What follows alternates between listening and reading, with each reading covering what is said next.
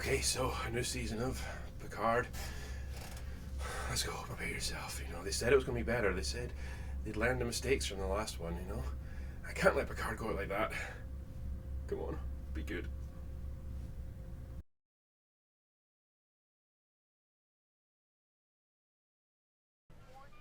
Dumb bitch. Stop!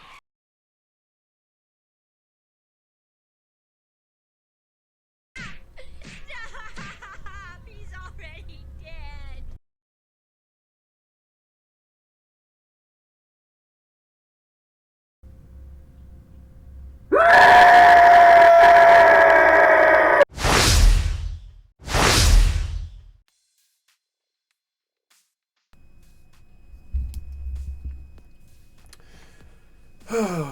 Okay, so here we go again. Picard, Season 3, Episode 1. If you're hoping, like I was, that this was going to be different from Season 1 and 2, well, you are wrong. It's much the same so far. I've only seen one episode, so things might get much better for, you know, coming up. But so far, it's just bad. This is just bad.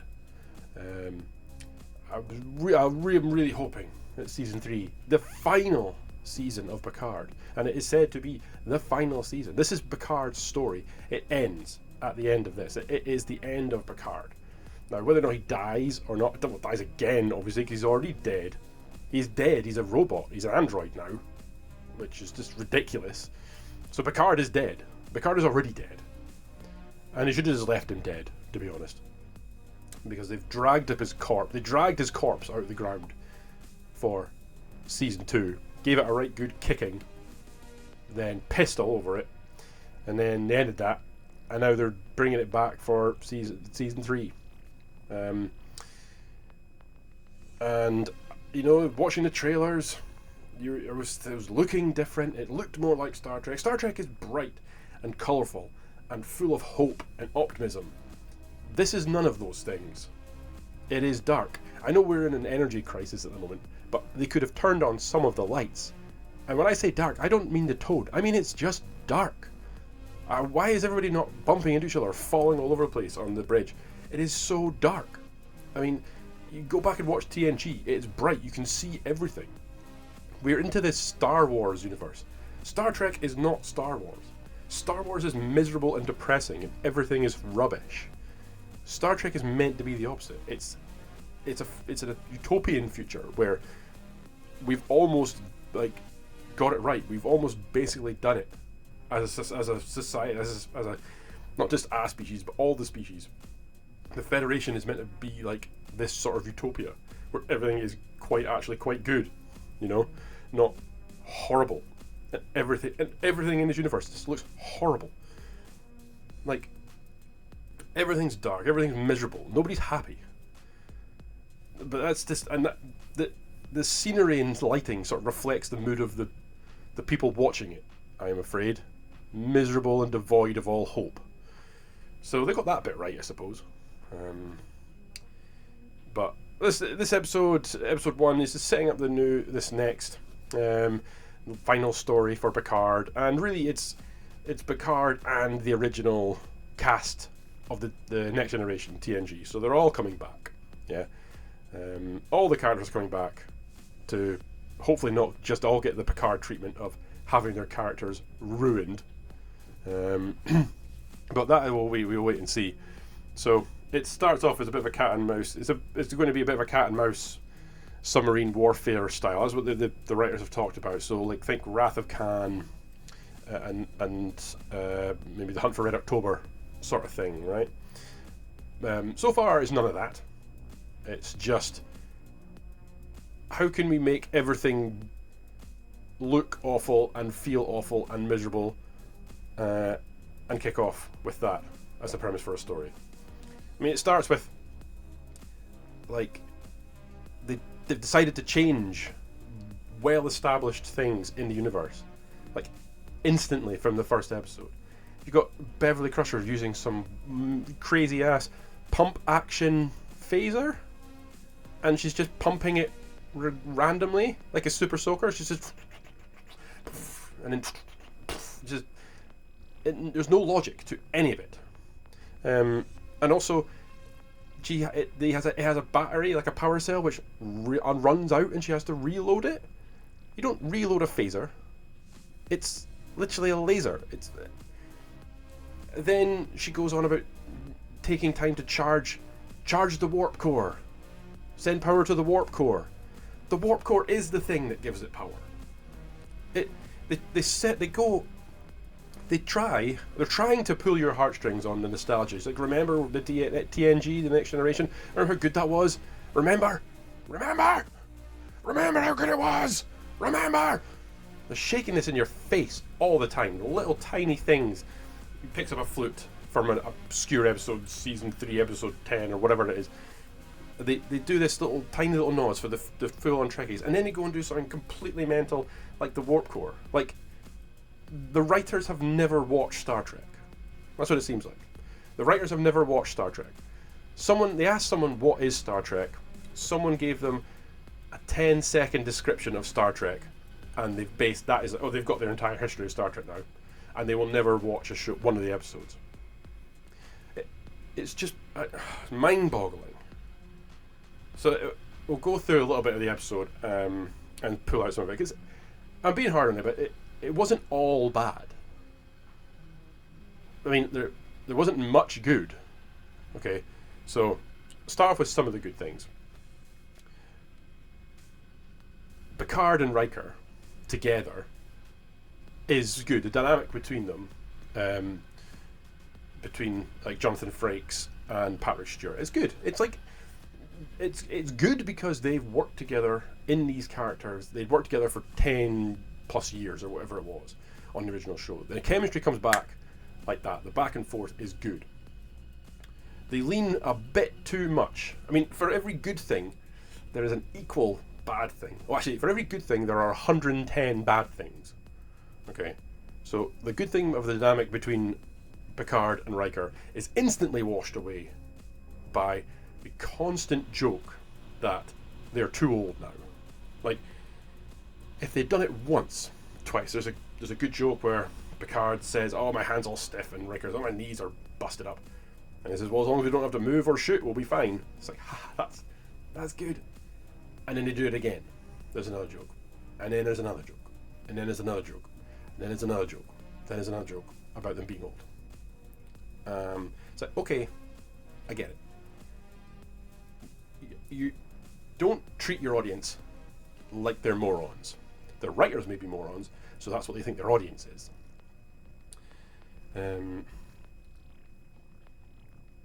So Beverly Crusher is being attacked.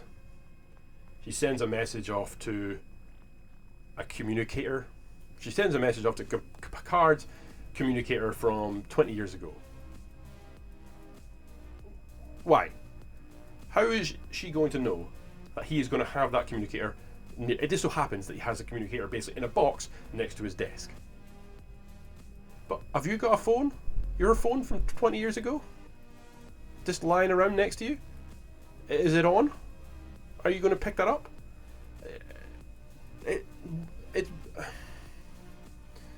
This is just it's lazy writing. She sends with it a code that Riker even says Picard would never have any chance of knowing, because the code is about something that happened when he wasn't on the ship. So he may have read the logs, but it also turns out that Picard has basically forgotten everything about being in the Federation. So, and as it was 30 odd years ago, there's a good chance he wouldn't remember. So she sends him a message to a communicator he would almost certainly not have, with a code he would almost certainly not be able to break, about an urgent, and it is urgent, she has been shot, and she needs assistance. So there's no explanation for it. Just the writers say, yeah, write it down. No one will ask questions. Just do it. It's fine. Yeah. Makes sense to me. So that's the first. That's like this is in the first 5 minutes. So you're instantly taken out of it already. Then then for the next 10 minutes it's just member berries. Remember the show you loved as you know, when you were growing up or when you were younger? This is not that. But remember when it was really good and really bright and funny and it was full of like smart, witty banter and witty writing? This is not that. So that's hammered to your home every 10 seconds. Then we go on a ludicrous mission to where we can't tell it. The pair of them go on a mission to save Beverly Crusher, but can't tell anyone for reasons we might find out. I'm sure. I reckon they didn't know what the reason they're going to be, and there'll be some really convoluted and stupid forced drama reasons. You get the thing I hate in programs: this forced drama, which could totally be alleviated. We end up on a ship where Picard, a legend, an actual living legend in the Federation. He's retired admiral now, but he's still a living legend. Like, this is like if Napoleon hadn't been, obviously exiled to Elba and arrested, but if he'd come back to like the French Navy slightly after retiring, and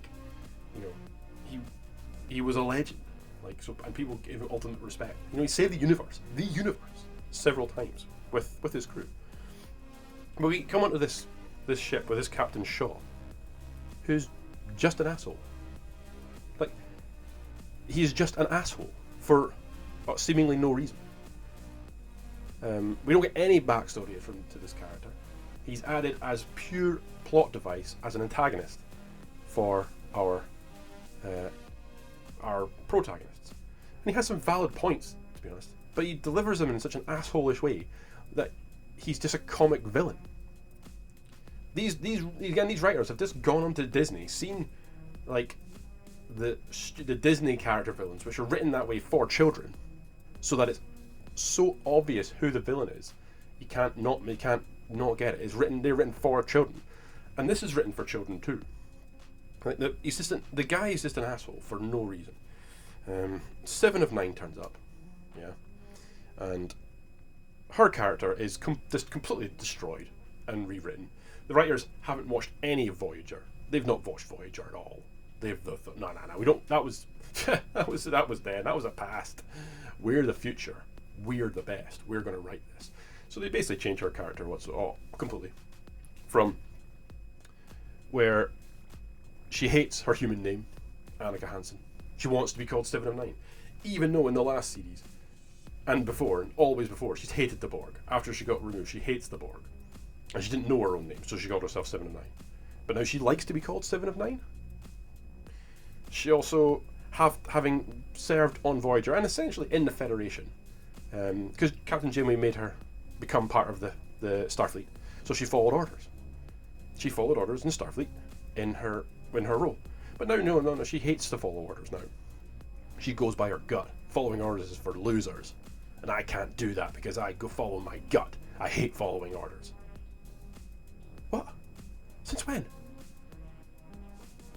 Even if she wasn't so she's either rebelling against the Borg name, the Borg part of her life, which was very ordered, like everything was in order. She didn't have any free will.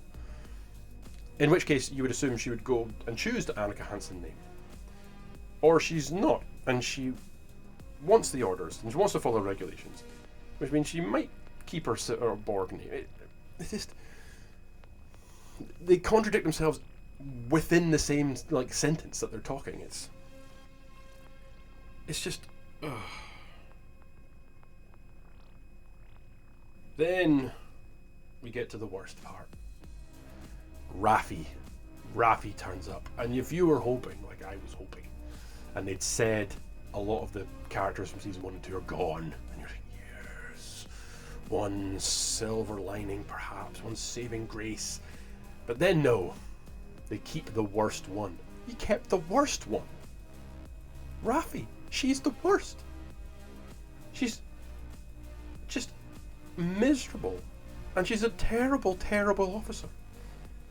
She finds out she's undercover being a junkie, And I just thought she was a junkie. I was like, all right, okay, here's another. And it instantly stops the momentum of the show. She comes on, stops the momentum of the show, and you have to sit and suffer through her for however long. And basically, all I was thinking, every minute that she's on screen is a minute I'm not getting a bit of character interaction with someone I do like Picard and Riker. And every minute she's on, she gets she's undercover trying to find some terrorist organization or something. It's never really made clear.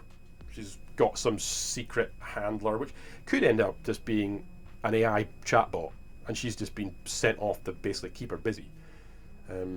But she gets a piece of intel, and she's so incompetent she can't even Google it.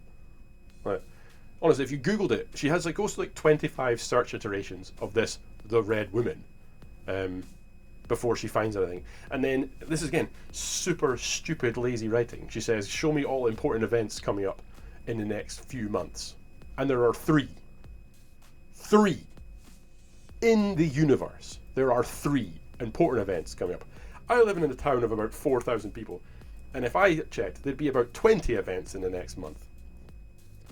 But this is the whole universe. There are 3 events, and she finds the right one, and obviously she finds the right one, and it's something that's a way to be attacked. So what she does is she's clever. She phones using their immense technology, communicates with them to say that they're way to be attacked.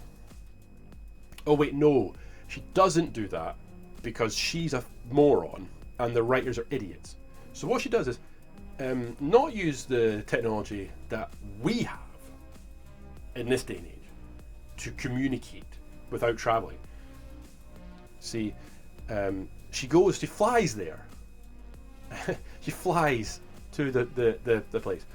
Now that's, I don't know about you, but one of the things I really hate when I have to tell someone something is, flying halfway across the world to go and actually speak to someone face to face. It is a bit of a pain.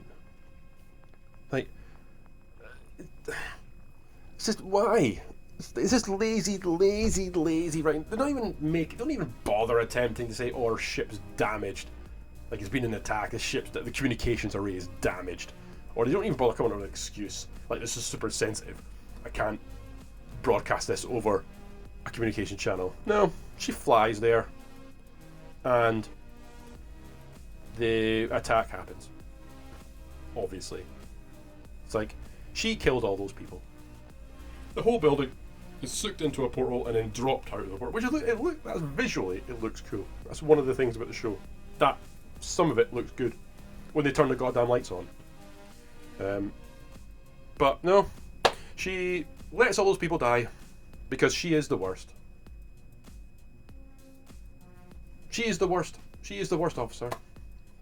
She's the worst person. I really hate the character. I was hoping upon hope that she would not return, but she did. So, yeah. Then Picard and Riker, and at this point, I already don't care. They've done so little to ingratiate me into this series so far. I don't care. I especially don't care about Raffi. I'm starting to not. I don't care about 7 and 9 anymore. I'm really starting to stopping to care about Picard and Riker. But eventually Picard and Riker turn up at Beverly's ship, and there's been some mystery as to why Beverly basically cut them all off 20 years ago, and nobody phoned her to ask why. They just went, "Oh, okay, cool, sweet, that's fine." We didn't just serve with each other through life and death situations for 10 plus years, and then you suddenly cut us all off. We were cool with that. So then they go to this place. It's alluded that again Picard and Crusher were trying to get it on, trying to become something, but then she just got everyone off. We get there and we find that in the 20 years that she's been missing, she's had a 40-year-old son.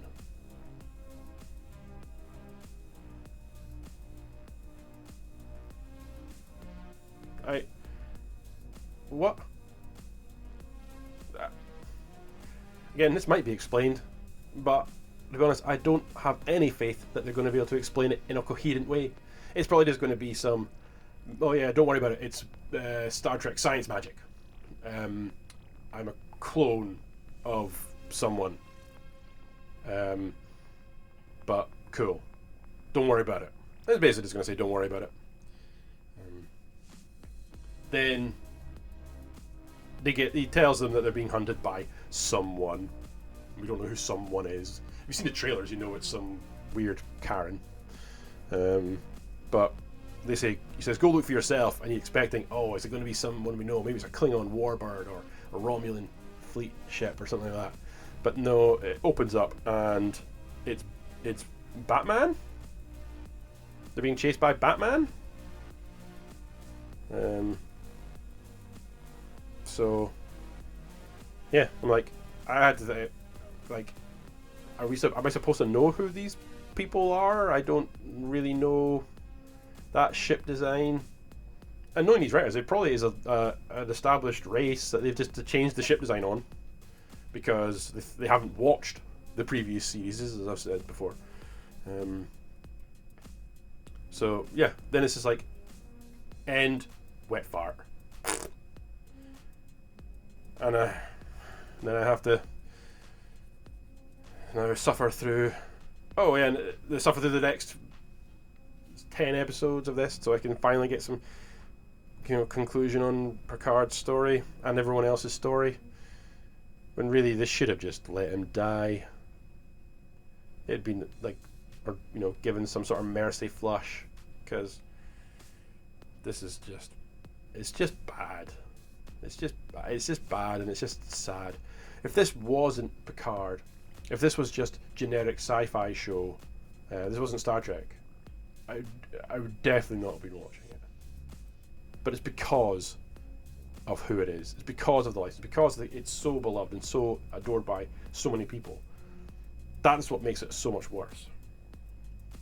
But, again, who are the real villains here? The writers, directors, or us? We keep coming back.